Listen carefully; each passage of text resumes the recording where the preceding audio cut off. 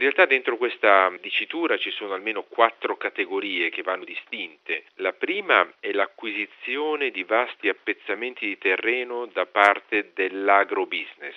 La seconda è l'acquisizione di risorse fondiarie destinate alle coltivazioni per la produzione di agrocombustibili, che è cresciuta moltissimo questa seconda. La terza è sempre l'acquisizione di terre per la produzione di cibo, per far fronte a necessità di paesi dove c'è una difficoltà nell'approvvigionamento alimentare e quindi ci si rivolge all'estero e ci si accaparra queste terre per poi destinare queste produzioni di cibo ai propri cittadini, ai cittadini di altre nazioni. E la quarta è l'uso delle risorse fondiarie come investimento speculativo ad opera di grandi investitori internazionali. Ecco, la denuncia di questa pratica scorretta e sconsiderata in grande crescita è arrivata già in sede di Nazioni Unite, senza però avere adeguate risposte dalla comunità internazionale. Sì, quello che è particolarmente debole è il diritto internazionale, cioè alla fine quando vi sono delle vertenze, delle azioni giudiziarie